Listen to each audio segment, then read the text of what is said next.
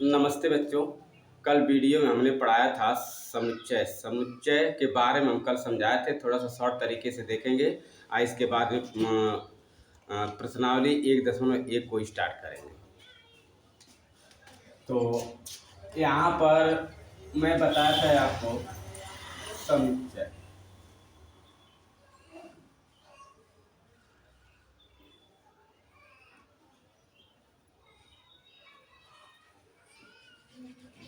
समुच्चय समुच्चय में बताया था कि समुच्चय को परिभाषित करना।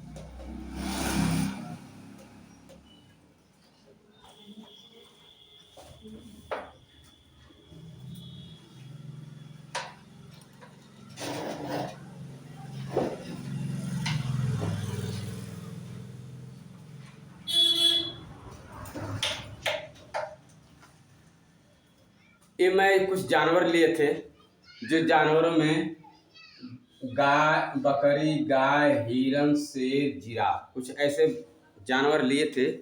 जो उसको हमने, ये एक समूह है और उस समूह को सुपरिभाषित करने के लिए कुछ बताया गया था वाक्य। तो उसमें देखते हैं, लिखा है कि पालतू,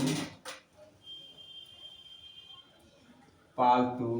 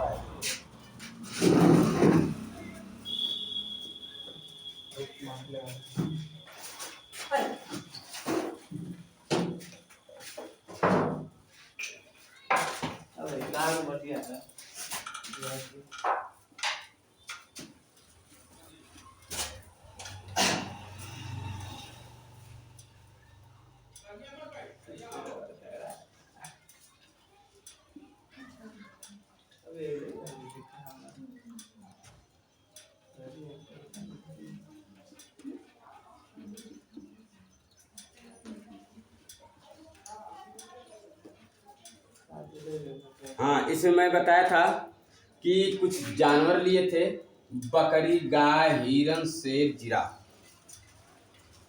कल के जो वीडियो में मैं बताया था कि कुछ जानवर लिए थे, बकरी, गाय, हिरन, शेर, जिराफ। तो इसमें ये लोग परिभाषित किए थे। क्या किए थे? परिभाषित। क्या किए थे? परिभाषित किए थे। तो ये लोग, ये जो चार बच्चे थे, अपने अपने तरीके से परिभाषित किए। अब वो परिभाषित कैसे करें? सब अपने तरीके से अच्छे ही परिभाषित करें। अब जो सुपरिभाषित किया वही क्या कहलाता है? समुच्चय। क्या कहलाता है? समुच्चय। तो अब यहाँ पर एक लड़का ने परिभाषित किया क्या? पालतू जानवरों का समूह। एक लड़के ने बोला जंगली जानवरों का समूह। एक लड़के ने बोला जानवरों का समूह। फिर अगले बच्चे ने बोला अच्छे जानवरों का समूह। तो अब ये देखा जाए कि कौन सुपरिभाषित किया है। अपने तरीके से सब सुपरिभाषित करे हैं, लेकिन ये सब परिभाषित है, सुपरिभाषित नहीं है। लेकिन सुपरिभाषित कौन करा है वो उसको देखेंगे। तो अब यहाँ पर पालतू जानवरों का समूह, तो बकरी, गाय तो पालतू है, लेकिन हिरन, शेर पालतू है, जिराफ ये सब पालतू है नहीं है। अब यहाँ पे जंगली जानवरों का समूह, जंगली जानवर हिरन, शेर, जिराफ है, लेकिन गाय, बकरी नहीं है। अब यहाँ पर जानवरों का समूह, अब ये सभी क्या है? बकरी भी जानवर, गाय भी जानवर, हिरन भी जानवर, शेर भी जानवर और जिराफ भी जानवर। तो यहाँ पर जानवरों का समूह बोला है, तो इसका मतलब कि ये सही सुपरिभाषित किया है कि यहाँ पर क्या है, जंगली जानवरों का समूह है, क्योंकि जानवर सभी हैं। अब उसमें एक और बच्चे ने बोला कि अच्छे जानवरों का समूह, तो अच्छे तो सब है, किसी को गाय अच्छे लगते, किसी को बकरी, किसी को हिरन, किसी को शेर, सबका अलग अलग पसंद है। किसी को हिरन अच्छा लगता है, किसी को गाय नहीं अच्छी लगती, किसी को बकरी अच्छी लगती है, किसी को जिराफ अच्छा लगता है, सबका अलग अलग पसंद है। इसलिए ये क्या है, ये सब गलत है, ये सब गलत है, ये सही है। ठीक है, तो इसके बारे में हम कल डिस्कस कर दिए थे। अब आगे देखते हैं समुच्चय होता क्या है।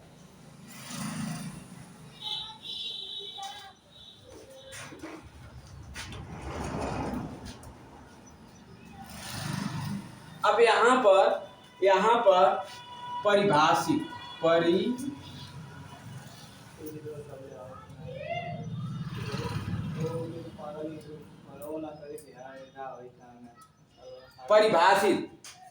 परिभाषित सभी बच्चों ने परिभाषित किया, लेकिन सिर्फ एक बच्चे ने क्या करा, सुपरिभाषित किया। क्या करा, सुपरिभाषित किया। जो सुपरिभाषित करना क्या कहलाता है, समुच्चय। क्या कहलाता है, समुच्चय। क्या कहलाता है, समुच्चय। ठीक है, अब हम आगे देखेंगे मैथमेटिकल चीज। अभी तो हो गई एग्जाम्पल से मैं समझाया। अब यहाँ पर दिया है 2, 4, 6, 8, 10। इस प्रकार से ये संख्या दिया है, इसको सुपरिभाषित करना है। इसको क्या करना है, सुपरिभाषित करना है। तो कैसे करेंगे, यहाँ पर 2, 4, 6, 8, 10। अगर कोई बच्चे यहाँ पर कह दे, कि 2, 4, 6, 8, 10, ये क्या है, 12 से कम विषम संख्याओं का समूह, या 11 से कम विषम संख्याओं का समूह। तो ये क्या विषम संख्या है, नहीं है। तो इसलिए ये विषम संख्या नहीं है, तो अब ये सुपरिभाषित नहीं हुआ। परिभाषित तो कर दिए, लेकिन सुपरिभाषित नहीं है। तो अब ये बताइए, यहाँ पर 2, 4, 6, 8, 10, अब ये क्या है, एक क्या है, सम संख्या है। ये क्या है, सम संख्या है। तो इसको सुपरिभाषित करेंगे तो बोलेंगे क्या बोलेंगे इसको, कि 12 से कम सम संख्याओं का समुच्चय, ये क्या कहलाएगा, समुच्चय। तो अब यहाँ पर समुच्चय को दर्शाने के लिए उसके कुछ नियम है, उसको सभी लोग देखेंगे। पहला नियम है, समुच्चय को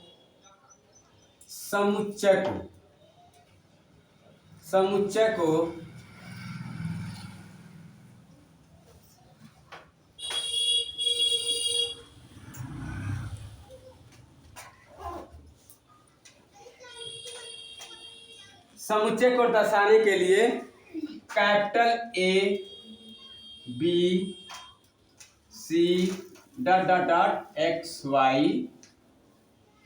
z तक प्रदर्शित करते हैं। समुच्चय के अवयव को दर्शाने के लिए समुच्चय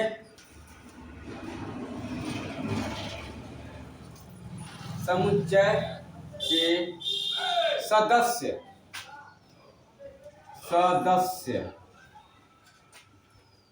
को दर्शाने के लिए small a b c x y z। फिर तीसरा इसे सदस्य या अवयव दोनों बोल सकते हैं, ठीक ना। अब तीसरा, सर्पाकार कोष्ठक, जिसे महिला कोष्ठक बोलते हैं। क्या बोलते हैं, महिला कोष्ठक। सर्पाकार कोष्ठक मतलब क्या होता है, महिला कोष्ठक। तो महिला कोष्ठक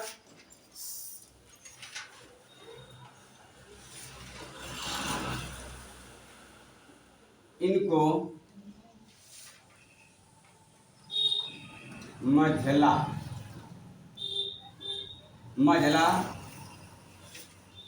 कोष्ठक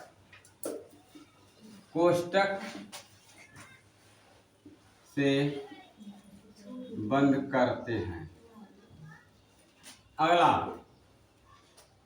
कोष्ठक के अंदर सदस्य जो होते हैं, सदस्य जो होते हैं, कोष्टक के अंदर सदस्य होते हैं, तो उनको कामा द्वारा प्रदर्शित करते हैं।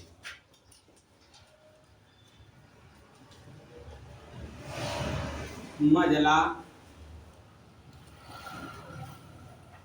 कोष्टक के अंदर जो सदस्य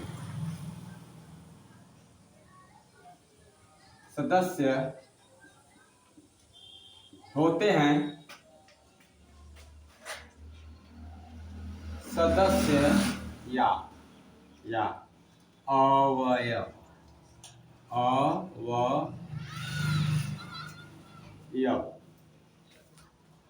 अवयव को कामा द्वारा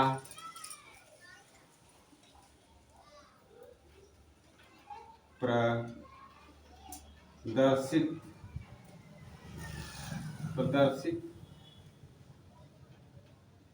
करते हैं। इनकी सब ये नियम है। तो अब पहला हम नियम देखो, पहले क्या करेंगे, यहाँ पर समुच्चय को दर्शाने के लिए ABC, तो यहाँ पर कैपिटल A बराबर, फिर बोला समुच्चय के सदस्य को दर्शाने के लिए इसका A, B, C का प्रयोग करते हैं। तो अब यहाँ पर मैंने लिख दिया A, B, C X, Y, ठीक है, इतना लिख दिए। फिर इनको मजला कोष्टक से बंद करते हैं। मजला कोष्टक, ये क्या है, मजला कोष्टक, ठीक है। अब इसके बाद में मजला कोष्टक के अंदर जो सदस्य अवयव हैं, उनको कामा द्वारा प्रदर्शित करते हैं। तो ये कामा मैंने लगा दिया, पहले से लगा दिया, तो यही क्या कहलाता है, एक समुच्चय बन जाता है। ये क्या बन जाता है, समुच्चय। समुच्चय की परिभाषा क्या होती है, समूह को, कल बताया था ना कि समूह को सुपरिभाषित करना समुच्चय कहलाता है। लिखा था यहाँ समूह को सुपरिभाषित करना क्या कहलाता है, समुच्चय कहलाता है। तो इतना ही समझ में आ गया। हाँ, तो अब यहाँ पर अब अपनी बुक को दीजिए, उसमें बताएं, उतारना है किसी को।